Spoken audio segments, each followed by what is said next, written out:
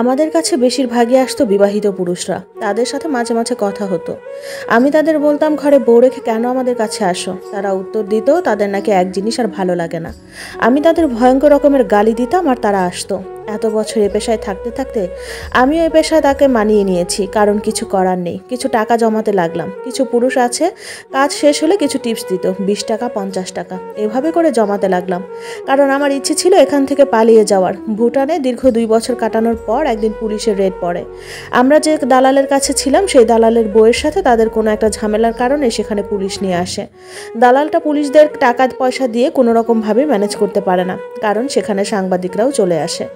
আমরা মোট 56 জন মেয়ে ছিলাম। সবাইকে থানায় নিয়ে যাওয়া হয়। সেখানে 3 রাত রাখা হয় আমাদের। এই 3টা রাত আমাদের কাছে বিভিন্ন পুলিশরা আসতো এবং আমাদের সাথে শারীরিক সম্পর্কে যেত। 3 দিন থাকার পর এক বৌদ্ধ ধর্মীয় পুলিশের নাকি আমাকে খুব পছন্দ হয়, তাই সে আমাকে তার বাসায় নিয়ে যায়। পুলিশ ছিল আর ব্যাচেলার ছিল।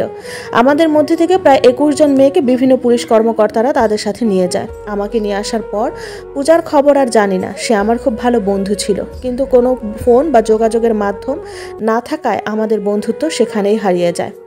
আমি আজও মিস করি পূজাকে। জানি না সে কেমন আছে। পুলিশটার নাম ছিল ইনল। আমাকে তার বাসা আনার পর আমাকে তার ঘরের কাজকর্ম করতে বলতো এবং সে বাহিরে যাওয়ার সময় আমাকে বাহির থেকে তালা দিয়ে যেত। ভুটানে যাওয়ার পর আমি ভুটানের ভাষাটা শিখে যাই, এমনকি আমি নেপালীয় ভাষাটাও পারতাম, তাই কথা বলতে কোনো অসুবিধা হতো না। ইনল খুব রাগী আর বদমেজাজি লোক ছিল। সে আমাকে সবসময় বলতো আমি যেন বইয়ের মতো আচরণ করি তার সাথে।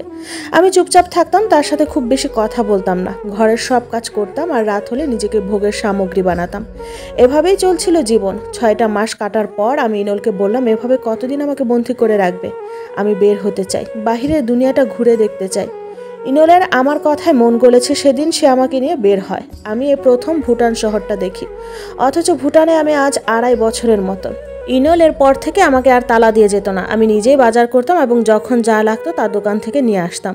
ইনল আমাকে টাকা দিত, কিন্তু ইনলের উপরে আমার কখনো ভালোবাসা জন্মেনি। আমি আর পালাতে চাইতাম না, কারণ হচ্ছে আমি একা কখনো বর্ডার পার হতে পারবো না, আর আমাকে একাই যুদ্ধ করতে হবে। তার জন্য মাথার উপর একটা ছাদ দরকার, একজন সাহায্যকারী দরকার। আমি মনে করতাম 1000 পুরুষের শয্যা সঙ্গী হওয়ার চেয়ে একজনের অধীনে থাকা অনেক ভালো। এর মধ্যে ইনলের বদলি হয় আর সে আমাকে নিয়ে ভুটানের অন্য শহরে চলে যায়। একটি বাসা ভাড়া নেয়। আমাকে স্ত্রী পরিচয় দেয় বাড়িওয়ালার কাছে। ইনল ছিল অনাথ একজন মানুষ। সে ছোটবেলায় তার বাবার বন্ধুর কাছে মানুষ হয়। তার বাবার বন্ধু তাকে লেখাপড়া শেখায়, আর তার বিনিময়ে ইনলের বাবার দেওয়া কিছু সম্পদ তিনি রেখে দেন। ইনলও আর এগুলো নিয়ে মাথা ঘামায় না, কারণ সে সরকারি চাকুরি করছে, তাতেই তার বেশ চলে যাচ্ছে।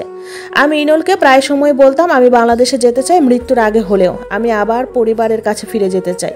ইনল কোনো উত্তর দিত না, বলতো নসিবে থাকলে যাবে। ইনল মাঝে মাঝে তার মেয়ে কিছু বন্ধুদের বাসায় আনতো আর তাদের সামনে আমাকে তার ঘরের কাজের লোক হিসাবে পরিচয় দিত। আমিও কিছু বলতাম না, চুপচাপ থাকতাম। মাঝে মাঝে তার মেয়ে বন্ধুরা 1 রাত কিংবা 2 রাত বাসায় থাকতো। আমি তাদের খাবার দাবার সহ সব যত্ন আত্তি করতাম। ইনল আমাকে যে বাজারের টাকা দিত, আমি সেখান থেকে প্রচুর টাকা মারতাম। ইনল ছিল ঘুষখোর পুলিশ, তাই তার টাকার অভাব ছিল না। ইনল এত বেশি অনৈতিক কাজের সাথে জড়িত যে তার হিসাবও আমার কাছে নেই। ইনল টাকাকে খুব বেশি ভালোবাসতো। পুলিশের পোশাক গায়ে জড়িয়ে যত অপকর্ম আছে সে সব করত, আর আমিও দেশে যাওয়ার জন্য নানা অজুহাতে তার থেকে টাকা মারতাম। 10 টাকার বাজার করলে বলতাম 15 টাকার করেছি। ইনলের সাথে আমি 2 বছর কাটানোর পর ইনল ভুটানে একটি বাড়ি কিনে এবং তার পদোন্নতিও হয়। এত কিছুর পরেও ইনলের সাথে থাকার সুযোগ পেয়েছি, কারণ আমি তার সাথে তেমন কোনো কথা বলতাম না, এমনকি তার সাথে কোনো বিবাদেও জড়াতাম না। সে যা চাইতো তাই করার চেষ্টা করতাম। দিন দিন তার সাথে আমার শারীরিক সম্পর্কটাও কমে যাচ্ছিল। দেখা যেত মাসে একবারও তার সাথে কোনো তেমন কিছু হতো না, কারণ সে ঘরের ভিতরে বিভিন্ন নারী নিয়ে আসতো, আর আমিও এতে অনেক খুশি ছিলাম। এবং বিভিন্ন নারীরা আসলে আমি তাদের আরও অনেক আপ্যায়ন করতাম। তার কাছে যে নারীগুলো আসতো তাদের বিভিন্ন কাজ ইনল করে দিত, আর বিনিময়ে তারা ইনলের বিছানা সঙ্গী হতো। যেমন কোনো নারী মাদক নিয়ে আটকা পড়েছে পুলিশের হাতে, ইনল সেই নারী থেকে একটা মোটা অঙ্কের টাকা নিয়ে ছেড়ে দিত, এবং সেই নারী ইনলকে হাতে রাখার জন্য পরে তার সাথে যোগাযোগ রাখত, কারণ কখনো এ ধরনের বিপদে পড়লে ইনলের থেকে সাহায্য পাওয়ার আশায়।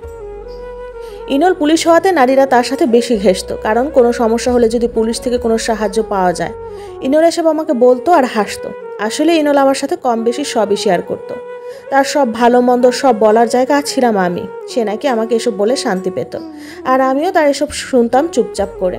ইনল যখন বাসায় থাকতো তাকে আমি বিভিন্ন বাংলাদেশি আইটেম রান্না করে খাওয়াতাম। আমি ভুটানের খাবারগুলো খেতে পারতাম না। সেজন্য বাংলা দোকান থেকে সবসময় বাংলাদেশি জিনিস বেশি কিনতাম। আমি 3 বেলা ভাত খেতে খুব পছন্দ করি। বিরিয়ানি হলে তো কথাই নেই। ইনলকেও আমি ভাত খাওয়া শিখিয়েছি। এখন তার সবচেয়ে পছন্দের খাবার হলো বিরিয়ানি। 2 দিন পর পর সে আমাকে বিরিয়ানি রান্না করতে বলতো। ইনলের সাথে খুব ভালো বন্ধুত্ব গড়ে ওঠে, কিন্তু ভালোবাসা না। ইনলের বন্ধের দিন আমি তার সাথে ঘুরতে যেতাম। এর মধ্যে ইনল গাড়িও কিনেছে, কয়েকটি দোকানও কিনেছে, যাকে বলে আঙুল ফুলে কলা গাছ।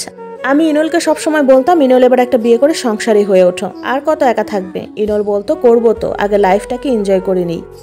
আর বয়স কোথাও চলে যাচ্ছে না, মাত্র এখন 30 বছর। আমি তার কথা শুনে হাসতাম। ও আচ্ছা, বলে রাখি, এর মধ্যে আমরা ভাড়া বাসা ছেড়ে ইনলের কেনা বাড়িতে উঠি, আর বাড়িটাকে আমি নিজের মতো করেই সাজাই। যদিও এসবের প্রতি আমার কোনো আগ্রহ নেই, কিন্তু ইনল বলেছে তাই এসব করেছি। ইনল 2 মাস পর পর বাসায় পার্টি দিত, তার অনেক বন্ধু বান্ধব আসতো, আর আমাকে মানা করতো তখন রুম থেকে বের না হওয়ার জন্য। আর আমি তখন রুম থেকে বের হতাম না, সবাই চলে যেত, আর ইনল মদ্যপান করে মাতাল হয়ে থাকতো। তখন 2017 সালের শেষের দিকে ইনল খুব অসুস্থ হয়ে পড়ে, তার টাইফয়েড হয়। এই সময়টাতে তার কিছু বন্ধু বান্ধব আর অফিসের কর্মকর্তা ছাড়া কেউ আর খবরও নেয়নি। আমি নিজ হাতে তার সেবা করেছি, এমনকি তাকে খাইয়েও দিতাম। হাসপাতালে তাকে দিয়ে 4 দিন ছিলাম। তখন বুঝতে পেরেছি ইনল কতটা ভীতু। সে আবার অসুখ বিসুখ অনেক ভয় পেত। সে সুস্থ হওয়ার পর আমাকে আলাদা করে সম্মান দিত, আর আমি ভিনদেশি মেয়েকে সে পুরোপুরি বিশ্বাস করত। এর মধ্যে 2018 সাল ঢুকে, আর ইনলের বদলি হয় অন্য শহরে। আমাকে বাড়িতে রেখে সে অন্য শহরে যায়, কিন্তু সেখানে 1 মাস থাকার পর সে আমাকে বলে, মুনা, তোমাকে ছাড়া থাকা পসিবল না, তুমি চলে এসো। আমাকে রান্না করে খাওয়ানোরও কেউ নেই। আমি তখন তার কাছে চলে যাই। সেখানে এক বাংলাদেশি ভাইয়ের সাথে আমার পরিচয়। ভাইয়াটার বাড়ি যশোরে। ভুটানের মতো একটা জায়গায় একটা বাংলাদেশির সাথে কথা বলা অনেক ভাগ্যের ব্যাপার ছিল, কারণ আমরা যে শহরে থাকতাম সেখানে বাংলাদেশি তেমন ছিল না। ওই শহরটাতে যাওয়ার পর ইনলের সাথে একটা মেয়ের খুব সখ্যতা গড়ে ওঠে। সে প্রায় সময় বাসায় আসতো, কয়েকদিন থাকতো, অনেক উঠা বসা শুরু হয় ইনলের সাথে। আমার বিন্দুমাত্র হিংসা হতো না, আমার আরো ভালো লাগতো।